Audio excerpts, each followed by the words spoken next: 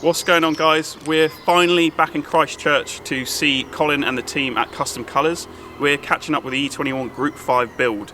Now, it's been a long 7 months since our last video, so I apologise about that, but you know, the world has been a crazy place at the moment. 2020 was absolutely mad. It was horrendous for us, it was horrendous for a lot of people, but we're getting through it. The E21 build has made some progress. Colin and the team have been, tinkering here and there when they can after hours. The car was ready to go up to Hull to see Dan at SS AUTOWERKS for a full cage. I'm happy to say the car is finally back down here. All the work's been done, well, most of the work's been done, and we're going to catch up with the project today. So we're going to take a look, see what's been done, and see what Colin's got left to do. Here we are, back in the body shop. There it is. Look how sick that looks. Guys, Cole, Chris, what's going on? It's been a busy while lockdown's been going on, trying to build the car as the time. Have indeed. Looking mad. Well, I say that, you can't really see what's been done until we take a closer look. What have you been working on? Everything. Everything? Everything. Just tinkering with all lots. Yeah, I say Chris has had to get a new job, bless him, so he's been busy doing that. So we've not been on it as much as we have been, but we're sort of back on it and steaming through now. Right, so has the car just come back from SS AUTOWERKS, I gather? What have they been doing to the car? Full cage and started the exhaust system. Fortunately, they were having trouble with parts, etc. So the headers are done, but the rest of the system's not. Awesome. But Danny's going to come down at some point and finish it all off. Okay, can we take a look?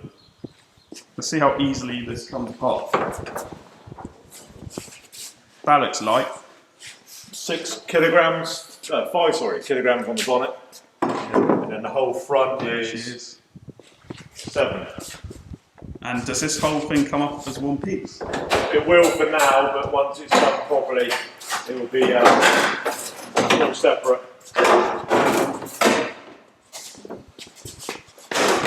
Wow.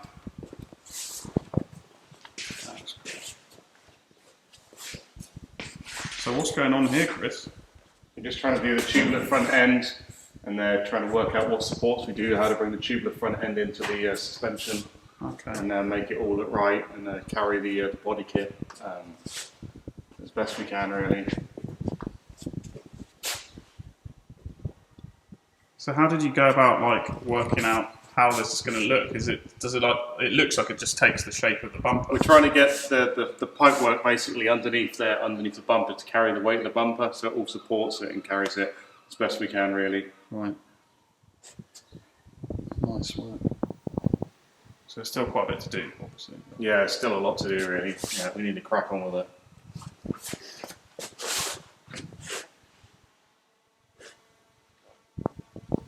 So it's all carried on up to the turret. Yeah, we haven't decided. Yeah, this is just sort of mucking around. Yeah, we trying just to work out where to put stuff. Right. But I say it's the trouble Chris is having is the front's fiberglass and it's fairly true, but it's not a level sort of straight edge. So we're trying to make that look as neat and straight and uniform as possible, and still fit that. So yeah, everything's fighting against us. Get there eventually, eh, Chris? Yeah, exactly. Yeah, I mean, it's all got to look. It's got to be functional and look right, and try and cover parts so we can. Yeah, so you want to be able to do this and take it off, and then take it off. You just go, wow, look at that. Yeah. See the bags in there a bit closer. So the manifold. Dan at SS AUTOWERKS also put this together, hasn't he? Yeah. Awesome. You can buy obviously manifolds for the M60, but not one which is half in an E21, half in a E39. Yeah. So it had to be made to fit. Basically. Yeah. I mean, like we said earlier, we really want to do 8:1, but Dan worked out the size of the collector was, I can't remember what the measurements was, but it was ridiculous. So we just couldn't do it. So we're going to collect it really tight at the back of the engine, and then it'll be going into single, and then it'll be a single side exit. So it'll be loud. Side exit's going to look mad. Yeah, passenger side just to upset the pedestrians, and it'll have one box, and we'll have a valve on it, so it'll quieten up a little bit. Right. But I say it should have that more of a European sound to it, how he's done the exhaust rather than the aggressive American sort of VA. Yeah. So it should still have a unique sound to it. I can't wait to hear it. I mean, we heard it once with no exhaust. Yeah, that's pretty mad. Yeah, we run it as it was stock, and then we cut it off to see how loud it was, and it's certainly loud, and it's got no exhaust. It's so loud.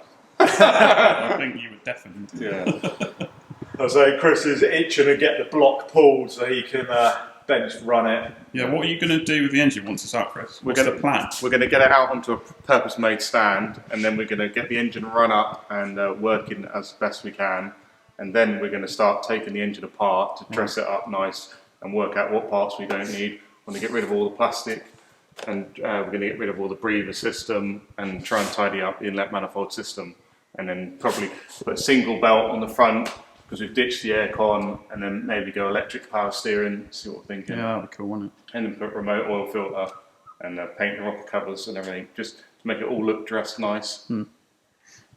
But we know we had a running article when we took it out of the car, so now we're just trying to get it back to how it was then. So that's with minimal components and just making it look as flush. Yeah. And get rid of the shit we don't need, basically. Get the engine bay, just literally the engine. Yeah.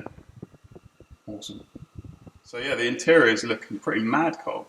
Yeah, buckets. We got some M3 Evo interior trim, so we're going to re-trim the inside of that, and the outside will be Alcantara. So yeah, it's a race car, but we want it to look cool, quirky, and our own little spin on it. So that's going to go hide and seek once we get the tunnel in. Yeah, so the tunnel's still got to be fabricated. Yeah, unfortunately Danny had to take the bulkhead out to do the frame for the front end. Yeah, because last time we looked at the car, there was a bulkhead here, wasn't there? Yeah, and Danny was like, "Can I take it out?" And I was like, "Yeah, crack on." So he's done us a favour because it's quite a nice shape now. What he's done. Motor mech, we brought a load of stuff off them. They've done us a bit of a deal on a load of interior stuff. So we got like this. Foot plates, battery tray, those quirky little bits for the inside. Nice. And the dash still fits over this, right? Dash fits So now. Yeah. I've cut the dash. That was a bit scary cutting the dashboard. But yeah, it slots in, and then I've just done it so it mounts on the original speaker grille. But the dash is purely just for show. Yeah. And we just wanted the steering column to be as far back. Yeah. Like that quirky sort of DTM sort of look. The main thing that's sticking out to me at the moment is the steering wheel. That looks like an old school racing steering wheel. Yeah, I really can't remember. The whole year's been a blur, but it's COVID going on. But you and me went to London. We brought a car, if you remember, off of Gav Martin. Oh yes, the donor car. That's it, the E21. And, did this actually come Yeah. with that? Yeah, I don't know if Gav knew what he had in there, bless him. But when we got back, we stripped everything out, and then we found the steering wheel. Excuse my pronunciation, Intervolanti, I believe it's called. And it is the original wheel, what most Group 5s have, even the Batmobiles, the E9s have got them. So that's a bit... And it is quite a period correct rare steering rim, wheel. yeah. So we sent it away, had it retrimmed, and there she is. Obviously it's all quick release. Quick release on it. Awesome. And there's a column. What's the situation? Yeah, steering columns. Just a generic column which we got. Chris has been busy making the mounts for the pedal box steering column. I mounted the dash when we first got it back. So yeah, sort of we want to get the seating position ready, then we get the bulkhead back in. Can you open the door for me? Let's take a closer look. Bulkhead starting to go back in. Pedal box. What's the story in the pedal box? What brand is that? OBP, you know me, pedal box. Seems to be one of the best ones you can get. It's super cool. But, yeah. And the cage itself is pretty mad. Yeah. So did you sort of give SS AUTOWERKS a rough guide of what you wanted? Yeah, we had a group chat for about an hour, and then Danny lost his mobile phone, so the group chat ended. But we fired loads of images to and from of what we liked, and Danny sent loads of stuff what he liked. But I say he's got a really good eye. The boy knows what he's doing. It is awesome. Yeah. Yeah, I just want to really get some colour on the cage, but... You've already done something to it, haven't you? Yeah, when we got back, it was rusting so bad from all the salt from the road. Yeah. We couldn't cover it because the cover just comes off. So we sanded it all out. My boy did it, bless him. Dexter. And we just put edge primer to protect it for now. Yeah. And then you've just got to decide what colour to do the interior, really. Yeah, yeah. But once you decide on a livery. Yeah, we've been speaking to a few guys in Germany about hopefully getting a livery designed for the car.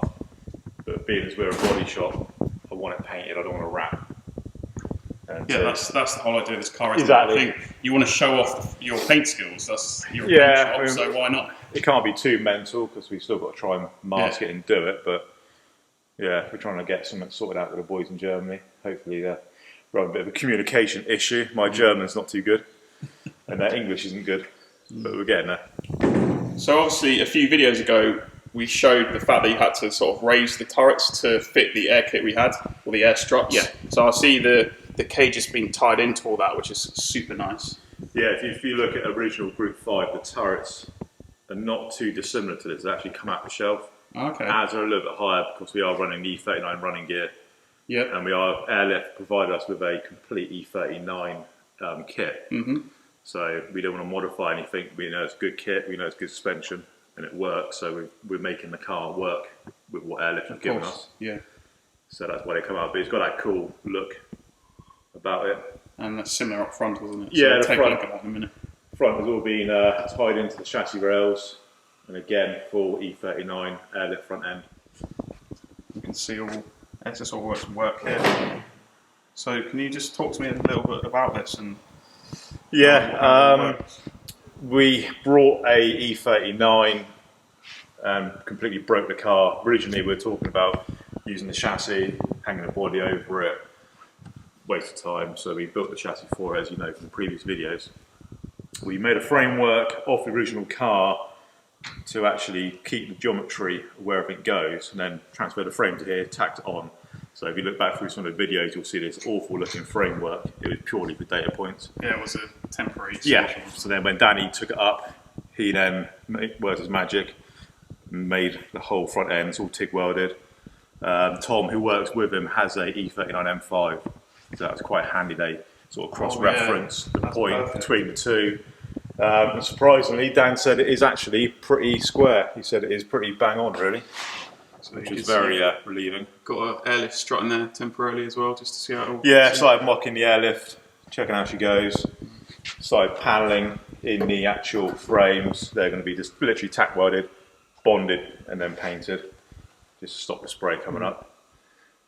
And then the main thing, got to be single wiper. Single wiper conversion, proper. Now you know it's a race car, isn't that?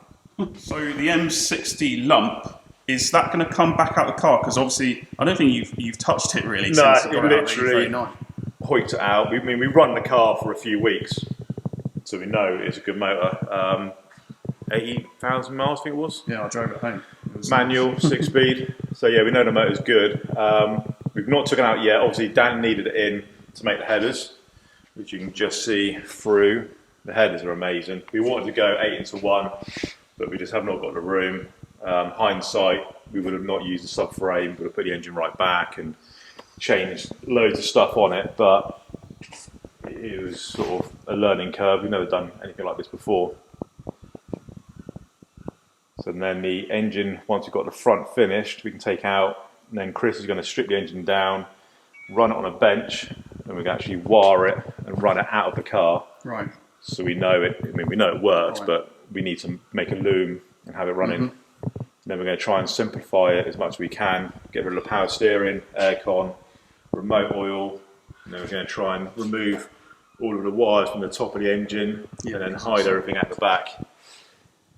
There's a lot of stuff going on here. Yeah. Old school German engineering. There's, I mean, I've spent so long on the internet and there's nothing for these. I suppose a lot of people use them for the drift cars now, but there's no real performance for them. I found a company in America, well, Canada, they're supplying me a crank pressure plate, goes in the back of the block, and so I can simplify the back of the block slightly.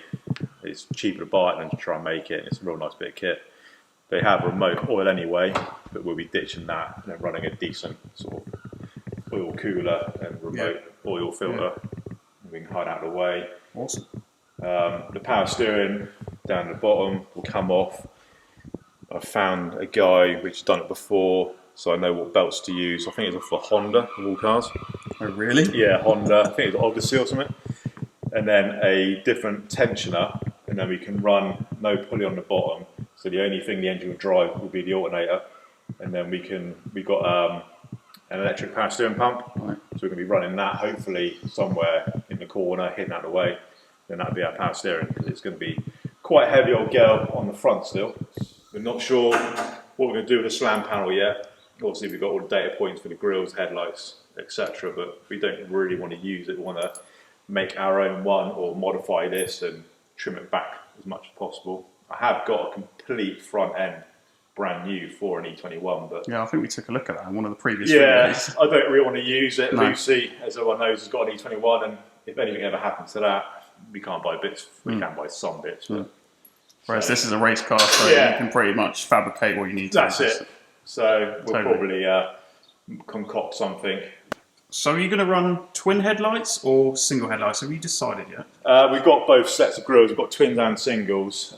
Most race cars did run twins, obviously for cooling. 3D Customs Oh wow, what's that? 3D printed us some air cones to go into the front, or ducts, whatever you want to call them.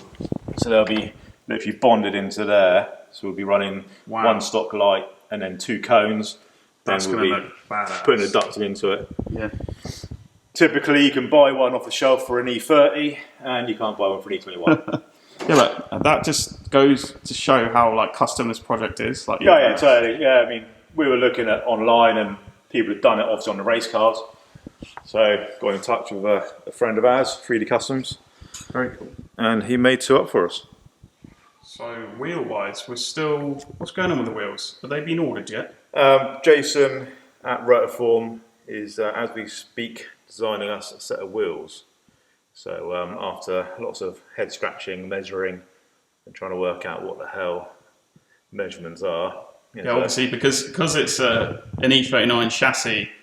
Like even though the car's like super wide, the chassis isn't No, that's it. that narrow. So you're not actually going to have as wide a wheels as you would have thought. No, we've got loads of room, but not stupid buckets amount of room. Then obviously we're restricted by tyre size. Of course. So we're trying to sort it out. But yeah, Jason's on it now. He's got his team cracking away, making us a modern twist of a period wheel, shall I say? Yeah, it's a design that can be, it's a normal design that can be bought from Rotorform, but obviously we've spec'd it in a certain way that's going to make it look super, super like period correct on this car with that little Rotorform twist on it. Yeah. Obviously we go on center locks. Center locks. So Cool. we had them, unfortunately they're made out of steel. I really wanted them to be alley, but then we were getting prices back for like $4.5, $5 to get them made. And we're like, we are still making this on a budget, we're not millionaires. So we've had these made out of steel for quarter the cost. But they are bang on, but being steel, we can't anodise them. So we found a company in America which supplied us some paints. So these, I sprayed them the other day. Anybody who follows us on Instagram will see them at home in the oven, drying. Unfortunately, our spray boosts go up to 70, and these have to be baked at 180, I think it was. So you basically just coloured them. Yeah, sprayed them here, took them home. After a quick bake here, they're touch dry, and baked them at home. But they're sprayed in the same product, what basically shotgun barrels and stuff are painted in. Right. And the thickness of it is like, I can't remember, it's like nothing. So you can paint it, and yet all the threads still work totally fine, and the paint don't come off. It is so durable. Looks really nice.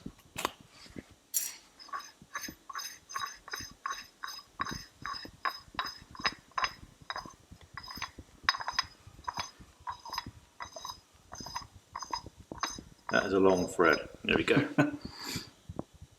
I can't remember what the weight is of them, but it's not ridiculous being as it's machined out of solid billet. Are these made in the UK? Yeah. Yeah. That's cool.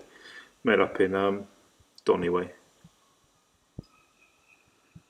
But yeah, we just got to decide on the colour for the nuts.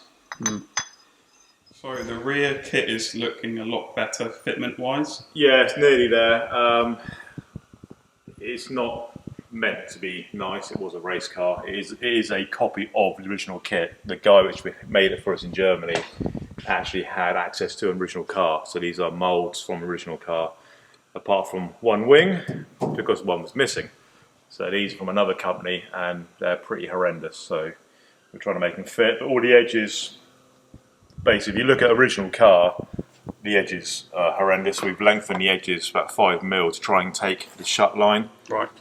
And then on the back end, we split it, folded it in to get it fit. The boot lid has been re-glassed, so it follows the same profile as the quarters. Again, when you look at, they were just race cars. They were designed to be thrown around the track, flat out. They didn't care what the gaps looked like, but Sure. I want to try and make it look like a bit of effort's gone into it. But, well, that's the thing. You have to put effort in. It's not as simple as just going and purchasing a kit, is it? No. I mean, there's hours worth of work involved in getting it Totally. like this. I'd rather So not. most people might think, oh, you've just bolted on an arch. Yeah. It's the complete opposite, really, to get it to look right. It's like, when you look at this arch here, the whole thing is bowed in, so I've got to split all this and try and get some shape back to it before I attach it to the car. Yeah. It doesn't fit round here, so we've glassed it underneath and then green fitted it on top. I brought a window kit for it, a Lexan window kit, Yeah. and didn't even think about it. Kit turned up, took out the packet. It's actually designed to go in the rubber. I don't want no rubbers. I want it to be pure Lexan all the way to the edge, like the original race car. So that kit's going to go in the bin, and I brought a load of Lexan. I'm going to make my own now. So if anybody wants any Lexan E21 plastic, give me a shout. And are you having anything like the race cars had? Yeah, we've got NACA ducts to go into the rear, ducting to go into the bulkhead, and then we're going to make new backing plates to run the ducting into it for cooling for the brakes. So it'll be functional how it should be. It's not just you put a duct in. It will work. Right, so that pretty much sums up the progress we're at. What's next? Go home. Go home. I think you've got quite a bit to do. Chris What are the next stages? Chris is going to finish off the bash bar. Yeah. Possibly another good day on it. Yeah, another good day on the bash bar. Get the rad fitted, get an oil cooler fitted for the gearbox or for the engine, and then we can mount it onto the front end properly, and then Colin can get painting all the car. So next time you see it, it should be in primer. That would be cool, wouldn't it? See the uniform colour. Yeah. That's the exciting bit, being a body shop. I'm going to say, paint. I must say I am getting a bit, not stressed, but just bored of it. All this pandemic, etc., is just getting a bit boring. Slowing everything down. Yeah. And the car's sort of been looking at this stage for a long time now. Like I say, it was nice the car being up at Dan's, not being here, not having a look at it, but then I was getting a bit antsy because it was there for a while and what was going on, sort of thing. But now it's back. Just want to get it done. But I say it's not a lot to do. It's just doing it. Yeah. And unfortunately, obviously, it's still a busy business. So. Yeah, that's it. We're still trying to make money to keep the building going and pay the wages. Well, so we find ourselves working on it for a day and not getting loads done because we're sort of fighting against what we're trying to do because there's it's not like it's a done thing before, is it? It's not like we're taking a car apart and respraying it. Everything is ending up custom, isn't it? Like you have to fabricate so much. Yeah, that's it, yeah. Chris bends the bar up, I get a man and put it on there, and then we look at it, we're like, no, we don't like that. Yeah. So then Chris cuts it off and he bends another bar. Oh yeah, that's cool. And like mounting the column, get everything just one off in custom, trying to make it fit and look right in the car and function how it should do, not just look. Badass. Okay, guys. Well, thanks for giving us this pretty large update, and I think I might pop down when it's in for paint or something like that, and check on the car then. Anyway, we'll see you guys in the next one. Cheers. Laters.